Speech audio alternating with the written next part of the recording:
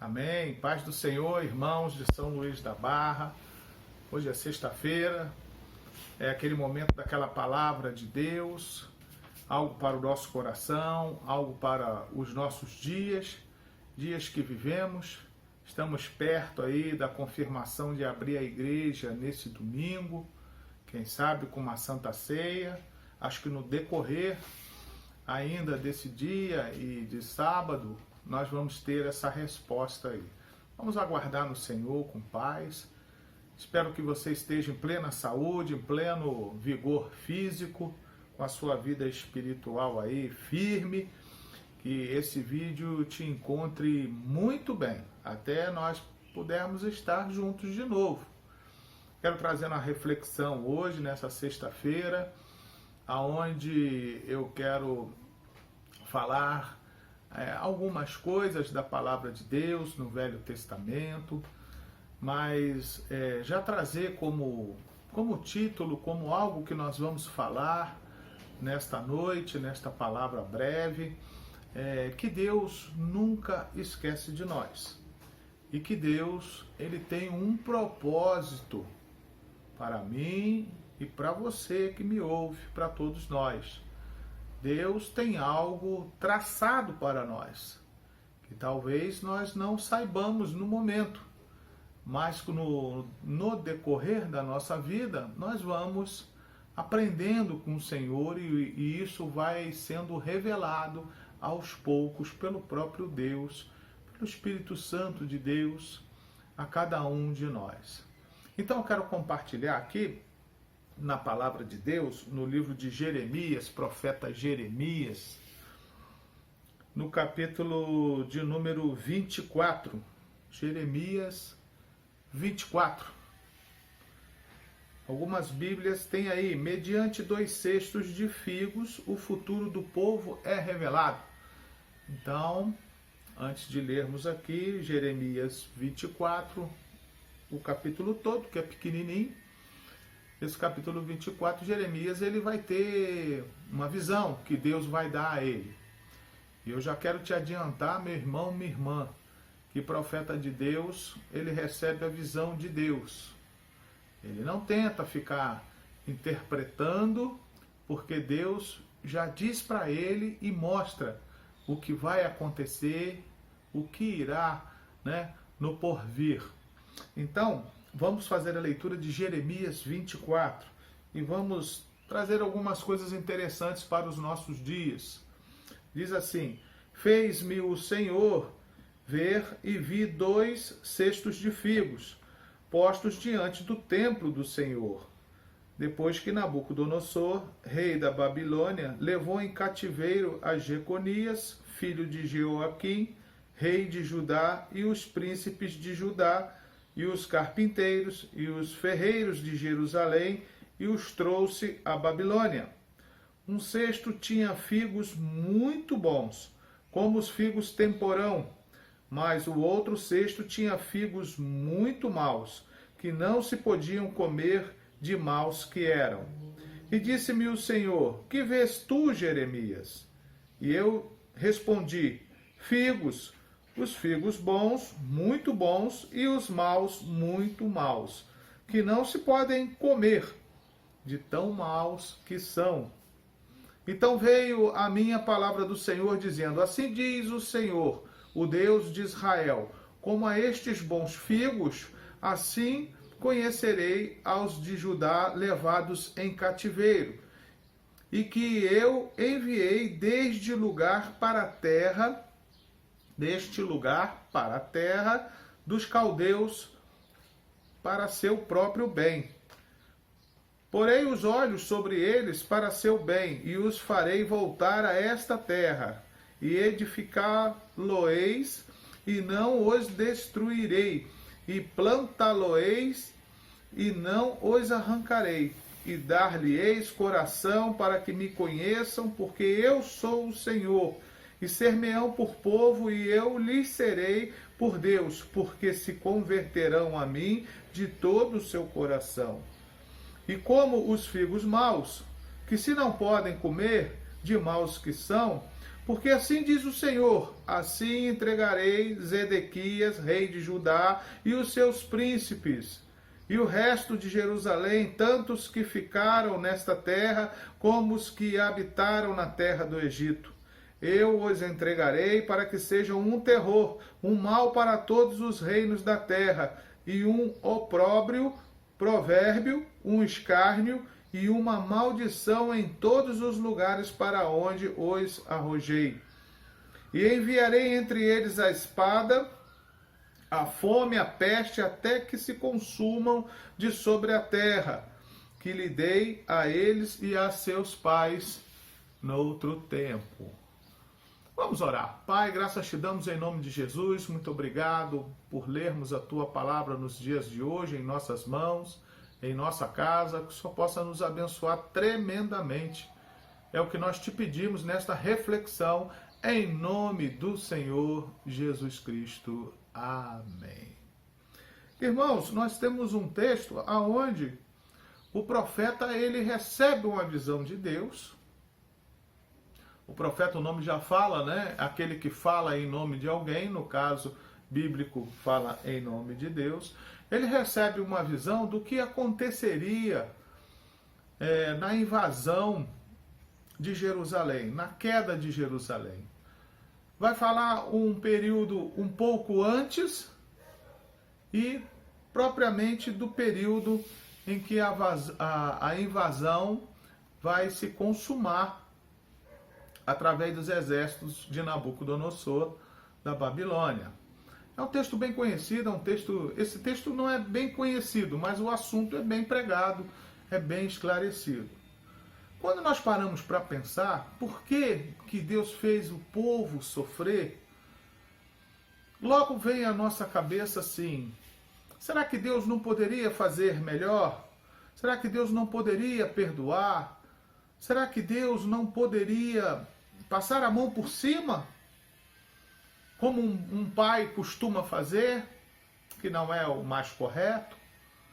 Mas nós temos que lembrar que Deus é justo, Deus é verdadeiro, e a sua justiça tanto é para o bem ou para a consequência ruim.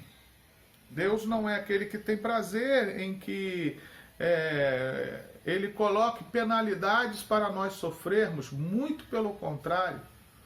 Deus é aquele que quer abençoar a todos, para que todos sejam figos bons, como nessa visão, e não figos ruins. Nos dias de hoje, talvez nós falaríamos que uma maçã podre estraga todo o cesto, ou então que num saco de batatas, uma batata estragada vai estragar todas as outras, vai contaminar. Mas aqui são cestos distintos, grupo de pessoas, de uma forma generalizada na visão, mas que são separadas pelas suas qualidades. Figo bom, figo ruim. Deus não faz as coisas por injustiça, porque Deus é justo.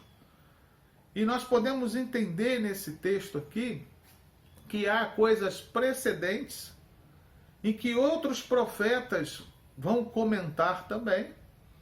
E há situações de futuro, no exílio e até mesmo de justiça, na qual a terra seria toda devastada. A justiça de Deus abençoa, mas também ela faz se cumprir a consequência do pecado de cada um de nós. Quando nós olhamos, está falando de um povo, de uma civilização, de um grande grupo, mas é na mesma proporção quando nós levamos para dentro de nós, para a nossa casa, para a nossa família, para o nosso âmbito familiar. Se nós andamos dentro da doutrina de Deus, tudo vai bem para nós. Se nós começamos a flertar com outros pensamentos, outras religiões, outras mandingas, como você queira entender, com pecado, nós vamos ter consequências. O nosso Deus detesta o pecado e ama o pecador. Deus ama aquele mais vil assassino, aquele mais vil maldoso, que talvez esteja livre ou cumprindo uma pena num presídio. Deus ama. Mas Ele está também fazendo com que a pessoa cumpra a consequência de seu pecado. Quando nós falamos desse texto, nós vamos entender que ele está falando de uma época de 597 antes de Cristo. Ele está tendo esta visão. Nós estamos aqui nessa revelação aonde nós paramos e pensamos, por que aconteceu a destruição justamente da cidade de Deus e justamente o sofrimento de seu povo dividido, o sofrimento de seu povo pela terra, o que é chamado de diáspora também, que é o espalhamento, a grosso modo falando, do povo judeu pela civilização antiga. Mas, irmãos, não se engane. Não pense que o pecado, as coisas contra Deus, no caso da nação aqui, começa somente, ou é exclusivo do povo, ou é exclusivo do rei, ou é exclusivo de um sacerdote. Não. Mas inclusive do mais pequeno, do menor, até o maior da cidade, estavam em pecado. Quando nós olhamos o capítulo 23 de Jeremias, é uma página atrás aí, anterior, vai dizer no capítulo 23, no verso 13, nos profetas do reino do norte de Samaria, bem vi eu loucura, profetizaram da parte de Baal, outro Deus, e fizeram errar o meu povo de Israel. Sacerdote, falsos mestres, orientando a adoração, a doutrina errada. No 14 fala assim, mas nos profetas de Jerusalém vejo uma coisa horrenda, pior ainda. Cometem adultério e andam com falsidade e esforçam as mãos dos malfeitores, para que não se convertam da sua maldade. Eles têm se tornado para mim como Sodoma e os moradores dela como Gomorra. Olha que bagunça, irmãos. Olha quanto tipo de pecado que está lá nos profetas de Samaria, sacerdotes, líderes, o próprio rei. E na liderança, vamos dizer assim, que Samaria, nessa época, já não tinha mais rei, sabemos disso. E ainda, em Jerusalém, são coisas que são antecedentes, irmãos. Quando nós olhamos a nossa vida, nos dias de hoje, o que nós passamos hoje, no aqui e agora, nós temos que pensar quais foram os meus antecedentes, os antecedentes da minha casa, da minha família. Às vezes nós olhamos, vamos pegar um exemplo apenas, imaginário, que a família está destroçada. Mas se nós formos pontualmente lá atrás na história da nossa família, nas nossas ações, nas ações de cada um, nós vamos encontrar erros. Vamos encontrar acertos? Sim, muitos. Mas nós vamos encontrar erros que vai nos mostrar que há pecado envolvido, quem sabe, e a consequência disso nos dias de hoje. E que não podemos esquecer que se começou no passado, está nítido nos dias de hoje, o dia de amanhã vai ser de juízo.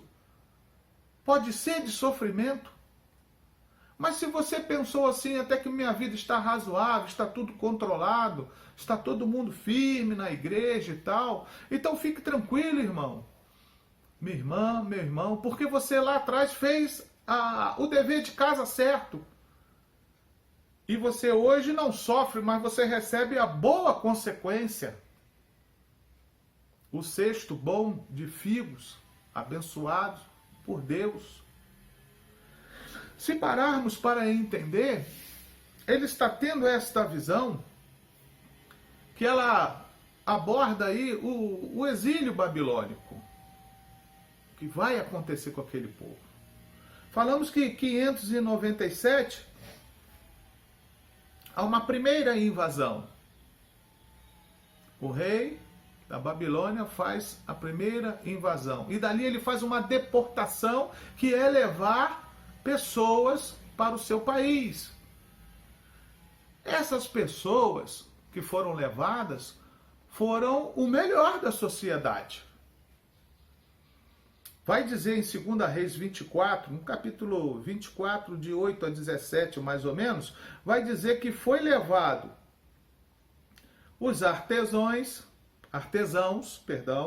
que são carpinteiros, profissionais de metalurgia para fazer armas, pessoal de tapeçaria, pessoal que trabalha com couro, artesãos, ferreiros, né? Parte da metalurgia. Foi levado o rei Jeoaquim, que tinha 18 anos e reinava apenas por 3 meses, o rei que estava naquele momento. Foi levado a sua mãe, chamada Neusta. Foi levado os príncipes, os herdeiros, os principais, não príncipes como filhos de reis, mas os líderes principais foram levados também. Os eunucos, que são oficiais da casa do rei, homens valorosos. Foram levados os utensílios, peças de ouro foram quebradas que Salomão havia feito para o templo, para o pátio do templo até mesmo. E ainda fala em 2 Reis, cerca de 10.000 pessoas foram deportadas. Irmãos, Jerusalém tinha muito mais do que 10.000 pessoas. Levaram a nata nessa primeira leva, antes de derribarem a cidade, que foi mais alguns anos depois, quase 11 anos depois. Levaram o que era de melhor e deixaram só os velhos, os pobres, os que mexiam com a terra, de simplicidade de vida. O inimigo sempre procura pegar o melhor que você tem para destruir, para te subjugar. Sempre assim. Mas, ainda que você pense assim, pastor, é um contexto de exílio, é um contexto de invasão, é um contexto de opressão. Talvez você pense assim, eu levo uma vida assim, uma vida oprimida, uma vida de depressão, uma vida de aperto no coração, de ansiedade, de incerteza. Talvez você está levando uma vida que você não gostaria de tê-la. Talvez você está morando e habitando aonde você não quer. Talvez até distante da sua família, distante dos seus planos, dos seus propósitos. Mas é o que eu posso te dizer, irmãos, que aonde você estiver, Deus está te preservando. Deus está te guardando. Pode estar tudo ruim à sua volta, mas Deus está cuidando de você, está cuidando de mim, porque tem um propósito para cada um de nós. Pode ser a doença, pode ser a tribulação que você imaginar. Se você está passando, pode ser consequência do que você semeou, sim. Mas ainda que seja consequência do que você semeou, ou que tenha pecado, se for o caso, mas se você é de Deus, se você clama por um arrependimento, o propósito de Deus vai prevalecer. E Ele lança a mão sobre você para te abençoar. Ele lança a mão para te dar forças para passar por qualquer situação de turbulência. Aqui é uma civilização que vai ser dispersa, que vai ser destruída, quase que plenamente, que vai ser deportada, aproveitada. Todos os seus profissionais, os que interessam, vão ser aproveitados no reino. Ainda que você esteja num exílio, seja ele qualquer que você imaginar, vamos fazer essa comparação para os dias de hoje. Deus está contigo. E quando nós voltamos ao texto, quando fala que Deus está contigo, Deus sempre preserva os seus. E na visão dele, vamos voltar ao texto, fala assim no 24, Jeremias 24, a partir do verso 1. Vai falar, o Senhor me fez ver 2 cestos de figo, postos diante do templo do Senhor. Olha, num lugar de adoração. Deus mostra para ele O que vai fazer daquele povo ali? Depois que Nabucodonosor, rei da Babilônia, levou em cativeiro Jeconias, filho de Jeoaquim, rei de Judá, e os príncipes de Judá, e os carpinteiros e os ferreiros de Jerusalém, e os trouxe à Babilônia. Então já está dizendo, a visão já me mostra, né, o profeta recebe isso, que já houve uma retirada de pessoas para o exílio. Isso 597. A destruição de Jerusalém vai ser em 586, com outra deportação, derrubada dos muros do templo, queima, saque, roubo, tanto de bronze, como de cobre, como de ouro, deportação de pessoas novamente, 11 anos depois. Então o profeta já está vendo isso, o profeta vê antes de acontecer. E fala. O profeta não esconde. Verso 2 diz assim no capítulo 24 de Jeremias: um cesto tinha figos muito bons, como os figos temporãos. É aquele que na região lá, né? Ele nasce no mês de junho. Ele vem rápido. Ou seja, ele vem anunciando a primavera que está chegando, a primavera de fartura.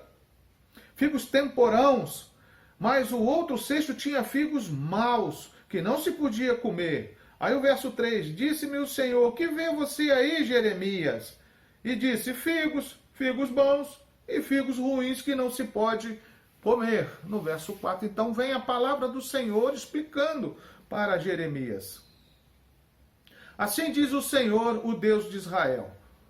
Como a estes bons figos, assim conhecerei os de Judá levados em cativeiro, e que eu enviei deste lugar para a terra dos caldeus, para o seu bem.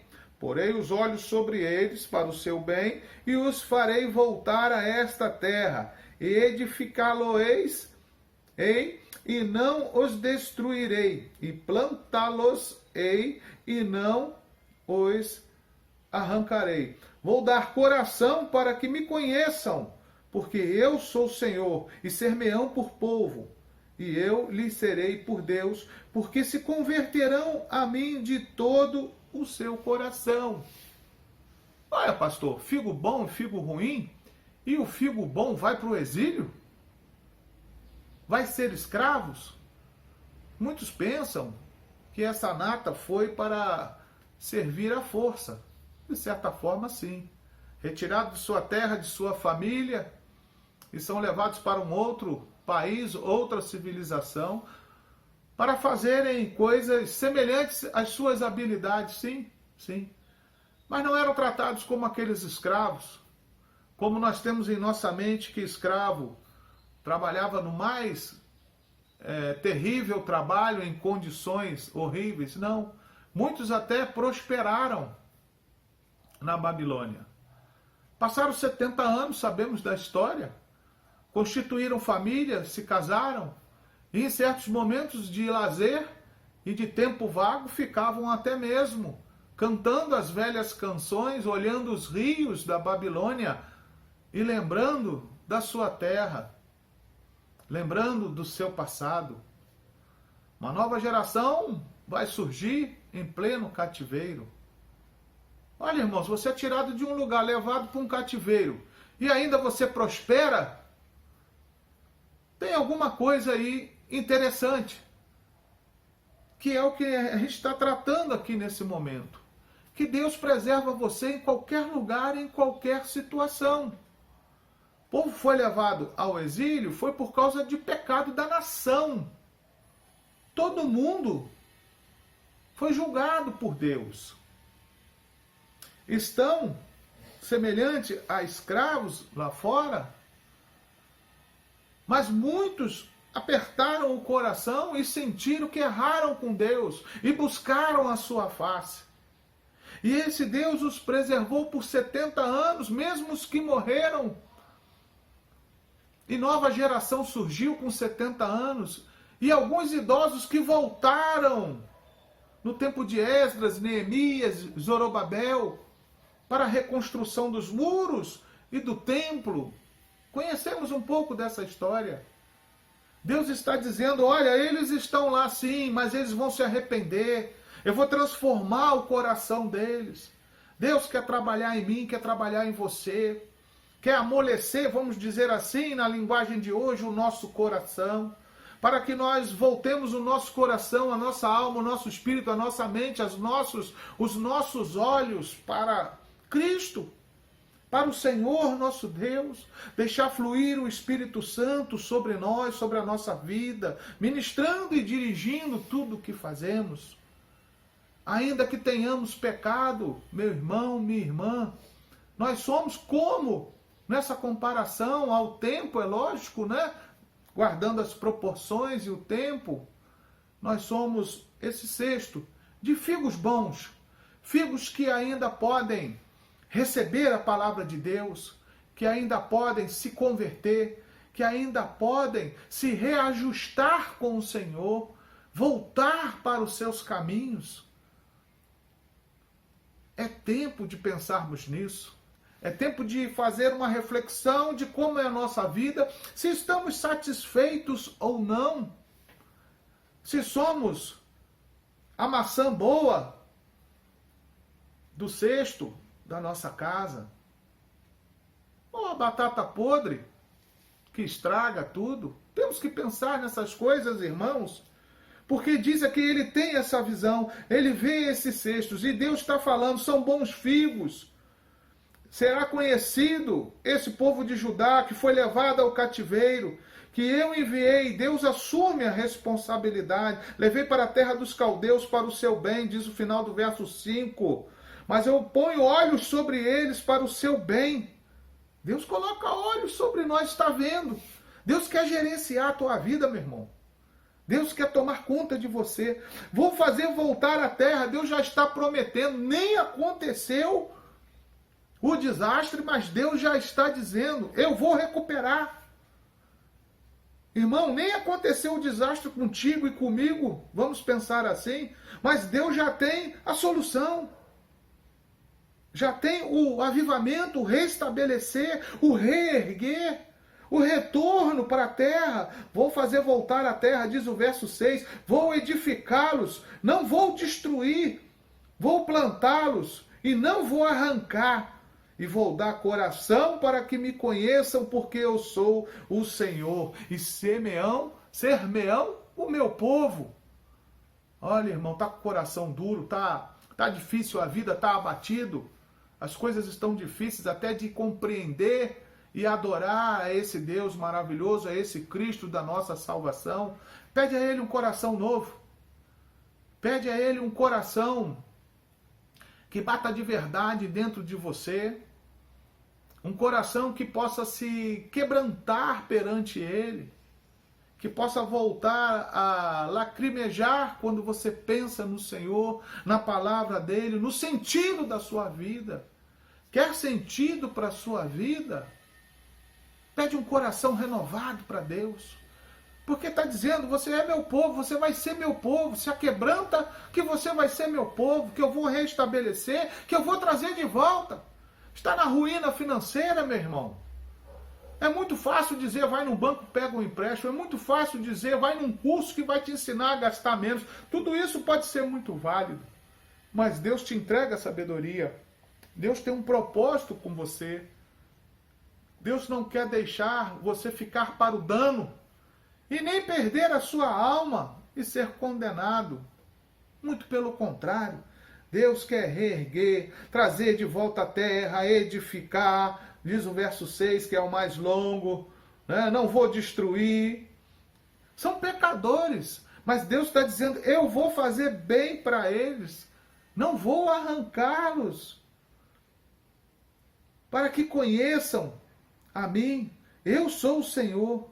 Deus é misericordioso. Talvez você pense assim, pastor, o senhor não sabe nem dos meus pecados. Eu não posso nem lhe contar os meus pecados. Pecados secretos, segredos, sei lá o quê. Mas o Senhor conhece. Apresenta para o Senhor. E peça a Ele um coração novo. Peça a Ele para mudar a sua vida, que Ele vai mudar. Ele vai te restabelecer. Nós precisamos tratar mais com Deus do que com os falsos profetas, porque esse povo aqui tratava com os falsos mestres, com os falsos profetas de Deus, que estavam na casa de Deus, que estavam na cidade, no sistema religioso oficial, e se deram mal, porque não consultaram a Deus. Fizeram tudo ao contrário do que Deus ensinava nas Escrituras.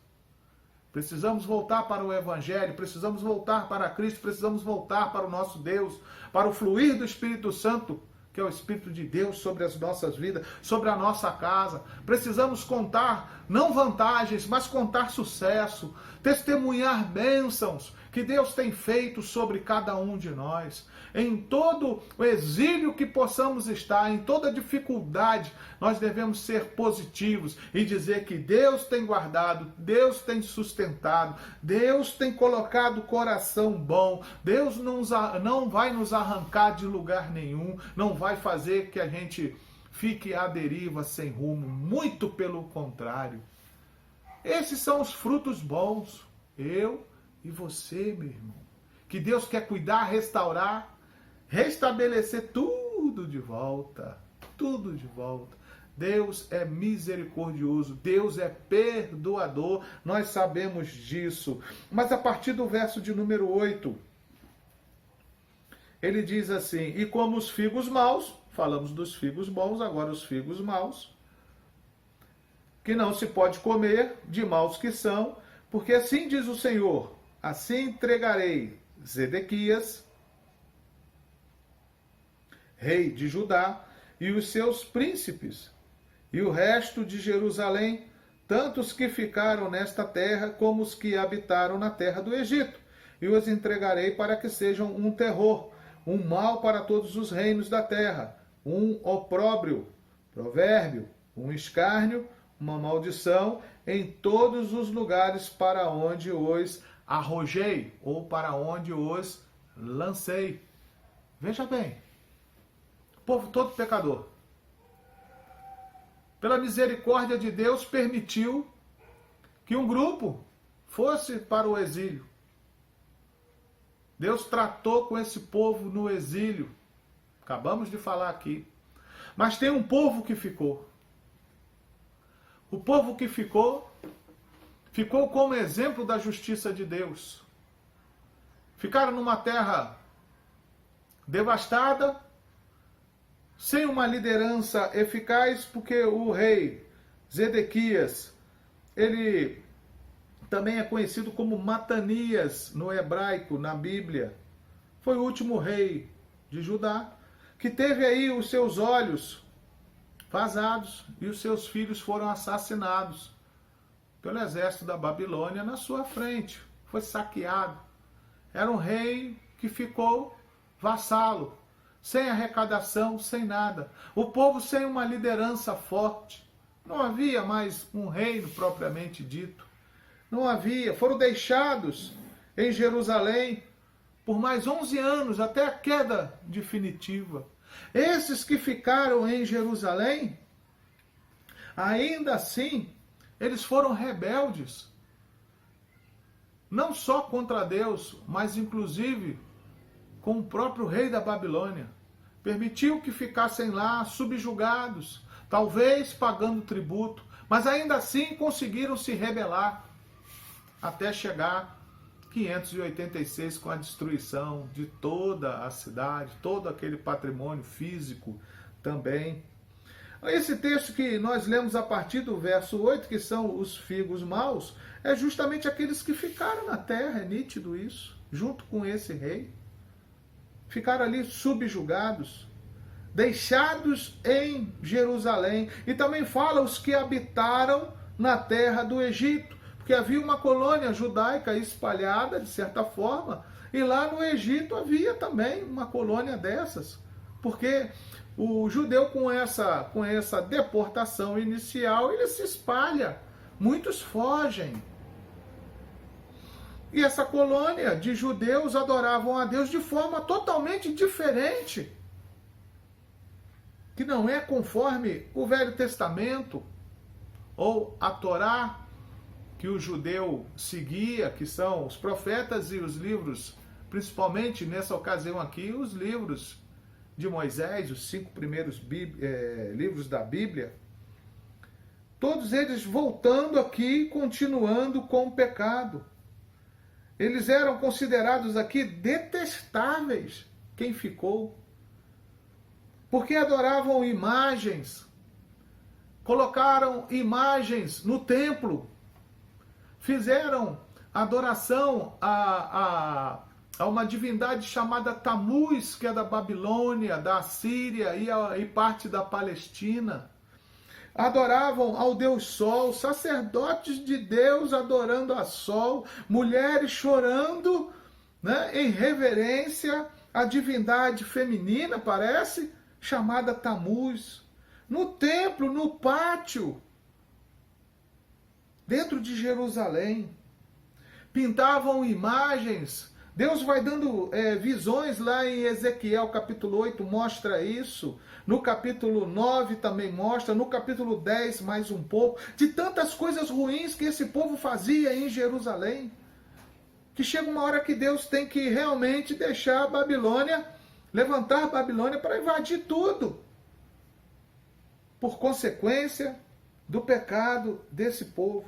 Aqueles que ficaram, entregarei, diz o verso 9, para que sejam um terror. Terror, coisa assombrosa. Um povo assombroso.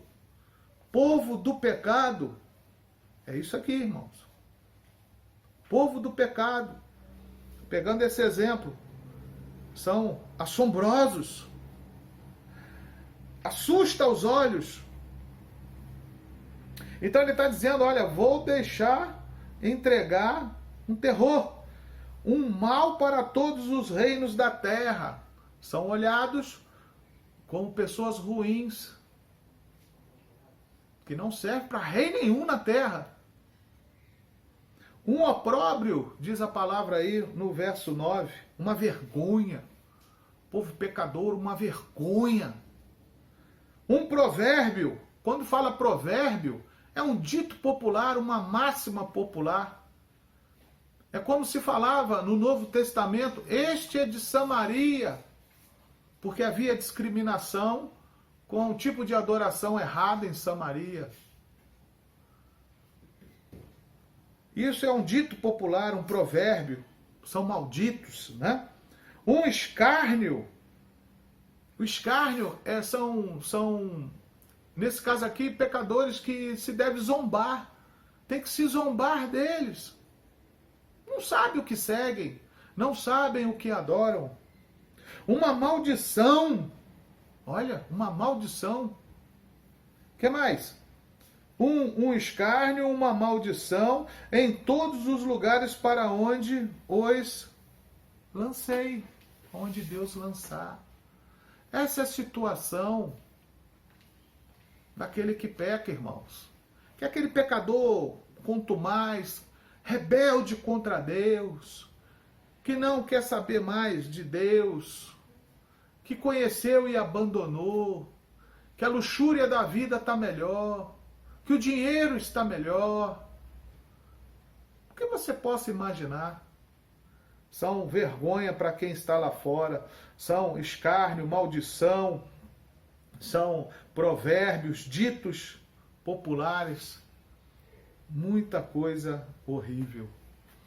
Mas nessa comparação de cestos bons, de figos e cestos ruins que não se dá para comer, entendemos aqui o que era a visão que Deus passou, a profecia que Deus passou ao profeta.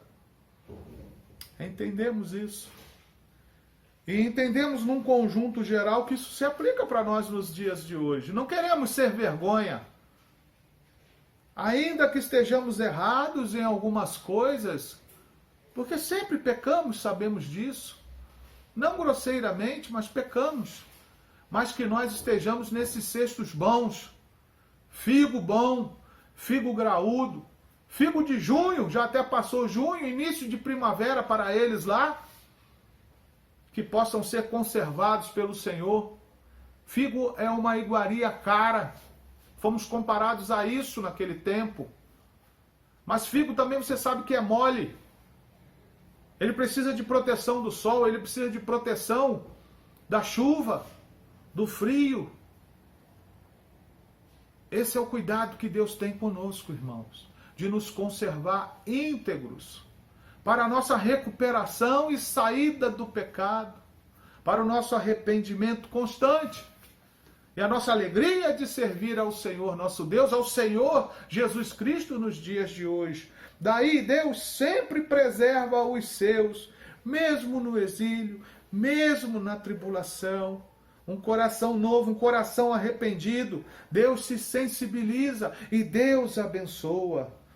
Nós ainda diz que seríamos replantados, revitalizados, junto à terra novamente, porque é trabalho de Deus.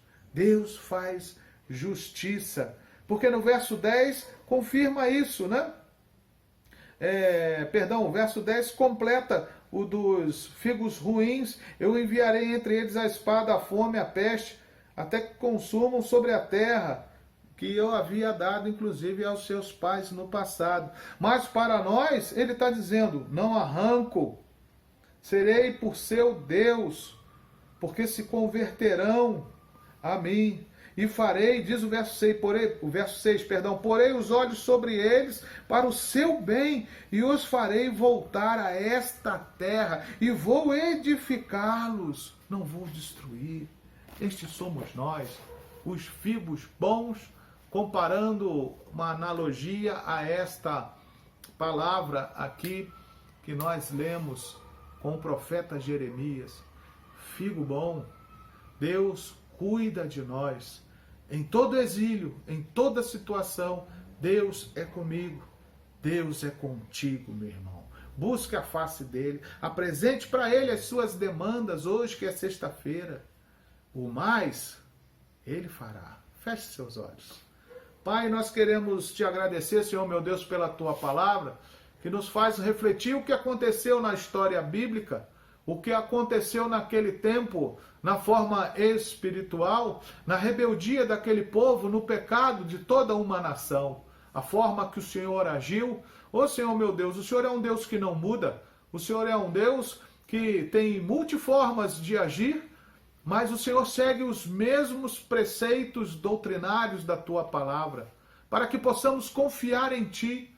E sabemos, Deus, que nos dias de hoje, quando nós estamos tão errados, como numa terra distante da tua casa, da tua igreja, da fé, Senhor, da união com os irmãos, longe da tua palavra, Senhor, meu Pai, estamos exilados.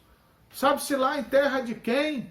Sabe-se lá em terra espiritual de quem? Talvez do mal. Senhor, meu Pai, o Senhor tem um propósito, diz a tua palavra. O Senhor conserva aqueles que se arrependem, aqueles, Senhor, que mudam de vida, que propõem, Senhor, e te pedem, Senhor, um avivamento espiritual particular, Senhor. Não é avivamento nos outros ou numa casa, mas um avivamento em si e na sua família, Senhor, meu Pai. Nos dê forças para vencer, porque no momento dessa dificuldade que passamos, muitos estão sem o seu dinheiro completo, Senhor. Está faltando dinheiro em casa, está faltando talvez o alimento, aquele remédio que se toma, Senhor meu Deus. Pai, o Senhor é um Deus que diz que não arranca, não destrói e que abençoa, Senhor meu Pai. Nós estamos te clamando nessa sexta-feira. Nós cremos, Senhor, na vitória do teu povo. Ainda que o teu povo tenha altos e baixos, somos nós todos, inclusive eu, Senhor meu Pai. O Senhor é o Deus da misericórdia. É o Deus que concede a saúde quando nós pedimos, quando nós clamamos pela cura, pelos irmãos que estão adoentados, pelos irmãos que fazem tratamentos difíceis. Em meio a essa pandemia, o Senhor tem, Senhor meu Pai, nos preservado, nos afastado da doença. Pai, nós queremos te agradecer sim, queremos te pedir sim, Senhor, porque o Senhor é o nosso Deus, o Senhor é o nosso motivo de adoração, de louvor, de entoação dos nossos hinos, Pai. Queremos te pedir, Senhor meu Pai, que tudo vá bem em cada casa, em cada família, que haja milagre Ô Senhor meu Pai, na nossa casa, na nossa família, em nossa vida, que possamos testemunhar maravilhas que o Senhor tem feito, Pai. Não estamos trancados em casa e nada acontecendo. Muitas coisas estão acontecendo dentro de nós, em nossa família, à nossa volta. Sê conosco, Pai, nos abençoe nessa sexta-feira. Ouve o pedido de cada irmão, de cada necessidade, Senhor, e os abençoe tremendamente. É o nosso pedido, Senhor meu Pai, em nome do Senhor Jesus Cristo. Amém e amém. Irmãos, então, se liberar, nós vamos avisar através do Zap para que domingo possamos fazer a Santa Ceia, ok? Receba a bênção. Que o grande amor de Deus Pai, a graça do nosso Senhor e Salvador Jesus Cristo e as doces e ricas consolações do Espírito Santo de Deus esteja com todo o povo de São Luís da Barra e com todo o povo de Deus espalhado sobre a face da terra, hoje e para todo sempre. Amém. Glória a Deus, irmãos. Fiquem com Deus.